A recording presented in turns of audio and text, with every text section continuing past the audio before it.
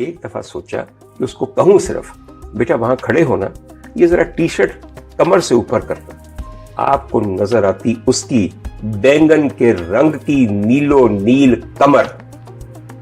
जी, आप सादुर रहमान अल मारूफ डक्की भाई से मैं मिलने गया था, मैं पूछने गया था, लेकिन मैंने दफ्तर भी जाना था। आप उसकी बात कर रहे हैं कि उसको उस पर तशद्दुद हुआ है? तो सर और किसकी बात कर? डक्की भाई पर बहुत ही ज़्यादा जेल में तशद्दुद हुआ है। डक्की भाई ने 100 दिन जेल के अंदर रहने के बाद अपनी पहली वीडियो में तशद्दुद का जिक्र किया। फिर से एनसीसीआई ऑफिस ले जाते हैं और मुझे हवालात में बंद कर देते हैं। उससे नेक्स्ट डे की बात है, एडिशनल डायरेक्टर एनसीसीआई सरफराज चौधरी साहब वो अचानक कमरे में आते हैं, मेरी तरफ देखते हैं, कहते हैं कि ए मुंडाई आइयो। कहते हैं हाँ जी। कहते हैं इसको लेके आओ मेरे पास। किधर से आता है पैसा तेरे पास? मैंने कहा सर मैं यूट्यूबर हूँ, मेरे 8 मिलियन सब्सक्राइबर हैं, उधर एडसेंस अभी मैं बात कर ही रहा होता हूँ। कहता है कि तुम मेरे वतन अजीज के बच्चों को खराब कर रहे हो, क्या करता है तुम्हारा बाप? मैंने कहा जी यूनिवर्सिटी के अंदर प्रोफेसर है। तो कहता तुम इतने क्यों हो?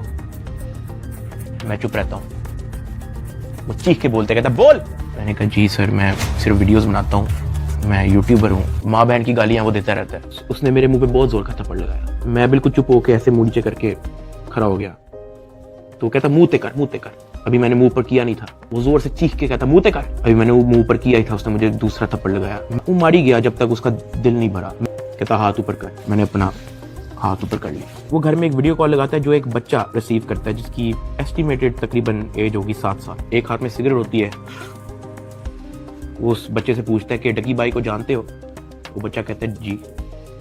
वो बैक कैमरा ऑन करता है, मेरे हाथ खड़े होते हैं, टांगे बेंड होती हैं। वो कैमरे से दिखाता है उस बच्चे को कि कौन है ये। कहता है डक्की भाई। तो कहता कि तुम इसके प्रोग्राम देखते हो?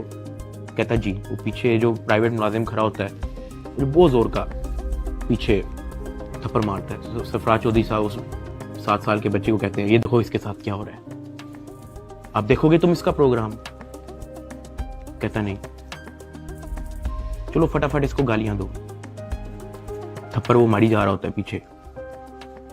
वो वीडियो कॉल पे उस बच्चे को दिखा रहा होता है कि ये तुम इसके प्रोग्राम देखते हो और ये मैं क्या बताऊं। डक्की भाई ने जिस ऑफिसर का जिक्र किया वो ऑफिसर ये है, इसका नाम सरफराज चौधरी है। ये एनसीसीआई में एडिशनल डायरेक्टर है।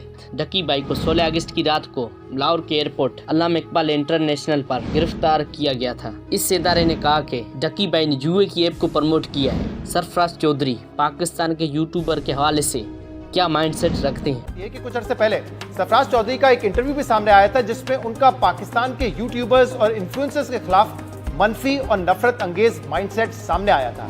डक्की भाई का केस कानून के मुताबिक चलना चाहिए था, लेकिन सरफराज चौधरी साहब को भी गिरफ्तार किया गया क्योंकि उसने डक्की भाई से 1.5 करोड़ रुपये लिए, रिश्वत ली 1.5 करोड़। मुबैना तौर पे एडिशनल डायरेक्टर शुएब रियाज जो हैं वो राब्ता करते हैं डक्की भाई के वकील से और उनसे कहते हैं कि जनाब डक्की भाई जो है वो बहुत मुश्किल में फंसे हुए हैं और अगर आप इनको कोई रिलीफ दिलवाना चाहते हैं तो इसके लिए 1.5 करोड़ रुपए की रकम जो है वो आपको देनी पड़ेगी। इसमें अब तक की इतलात के मुताबिक 5 अफसरान national cyber crime investigation agency के जो हैं वो अब तक उठाए जा चुके हैं, हिरासत में हैं और सुनने में आ रहा है, कंफर्म नहीं है लेकिन सुनने में आ रहा है कि उन्होंने एतराफ़ जुर्म भी कर लिए हैं कि हाँ जी हम ये नेटवर्क जो है वो इस तरह चलाते थे। और उसके अंदर ये सरफराज चौधरी साहब जिन्होंने एक्चुअली पूरा केस डेवलप किया था डक्की भाई के खिलाफ और इस तरह दीगर यूट्यूबर्स और टिकटॉकर्स के हवाले से, उनका नाम भी जो है वो बीच में आया है। सरफराज चौधरी ने कानून के मुताबिक बिल्कुल ही केस को नहीं चलाया। ये हाल है सरकारी ऑफिसर्स का। कमेंट में अपनी राय का इजहार जरूर करें।